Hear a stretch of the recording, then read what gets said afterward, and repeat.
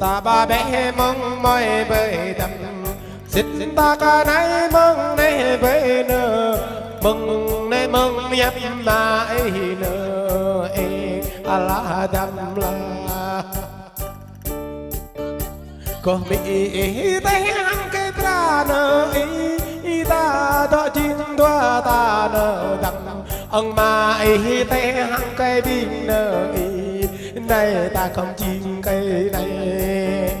tới mày bị bấy nơ tới ta không để vô mày nơ xịt ta bao vô nó mò nào ta không nào mày mà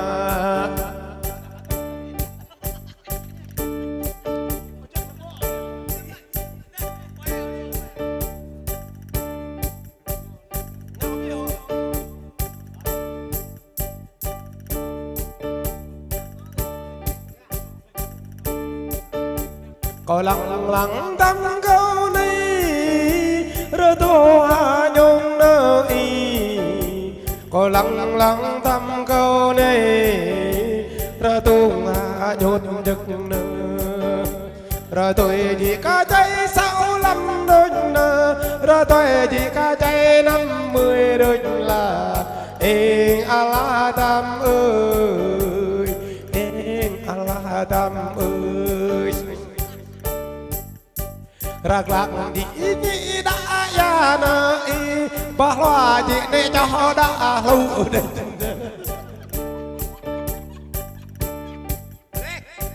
lo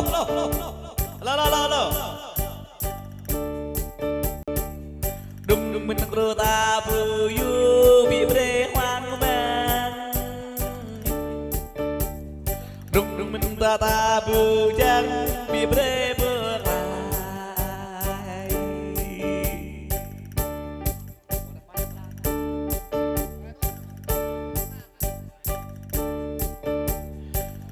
đa lệ ta đã đưa nhấp bê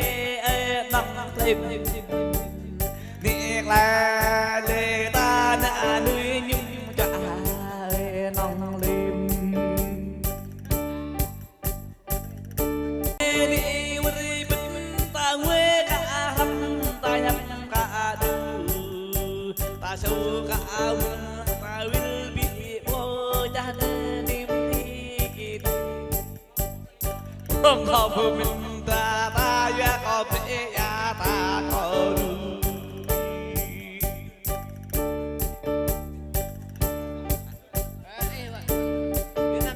ta hấp rập ya ta có lệ đó chỉ món có những đêm tuy có mà khác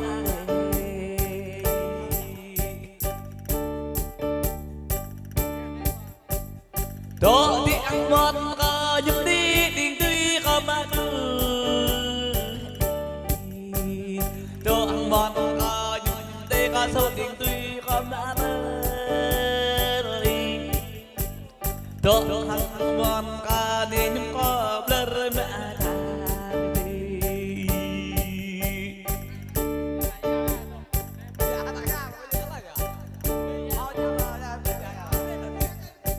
ơi lo tôi mi đâm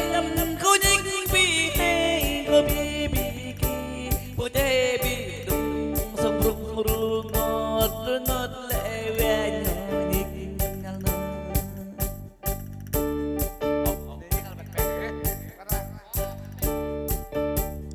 đời như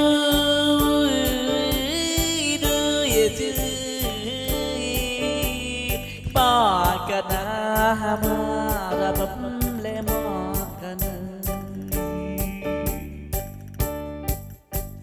gì nữa được vợ bấm lệ gì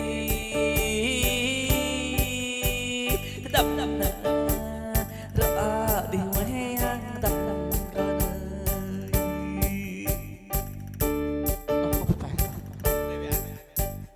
gần mình đi đây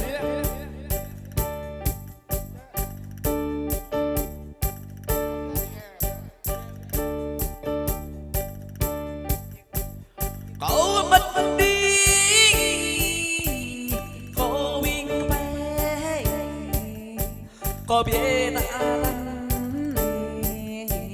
có biết ăn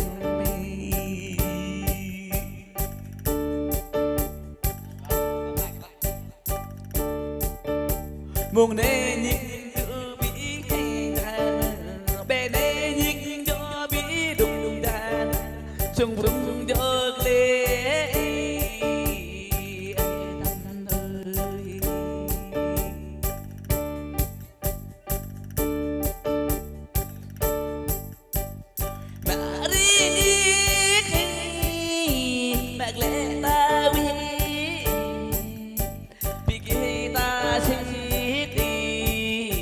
mọi nghịch lệ không người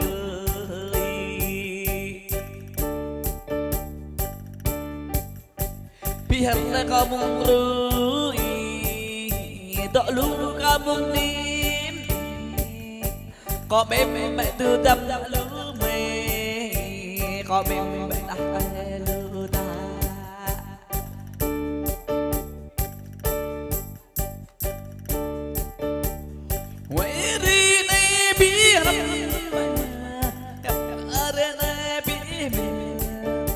tại vì một kiếp bao nhiêu một bị quan hơn đó có bao nhiêu giờ cho học được con lại mình có đâu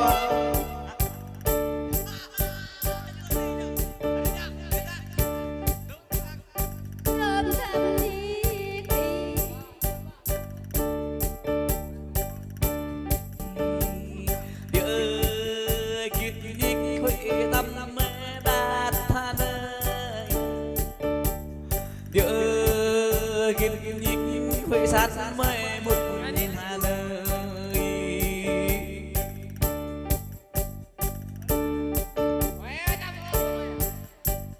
hà nơi hà bù bút có bói đê nga ngư nơi ya bù bên nhạc nhã có lưỡi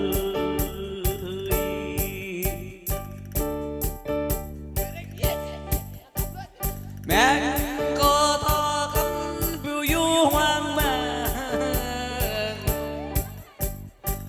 lại đưa cả cắm vừa giang tay đi bịch thơ cần hà đê lê đâm cốt bịch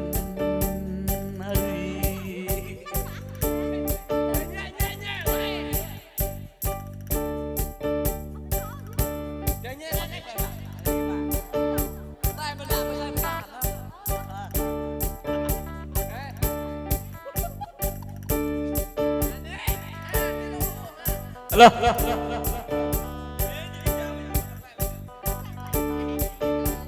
Alo. Kiệt nghĩ không cứ gì có cầm đất này. Kiệt nghĩ không đâm với cô tâm có ba đất nơi. Một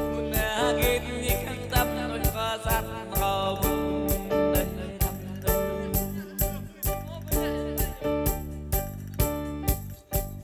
vì nỡ có bị bên cha rủi lẹt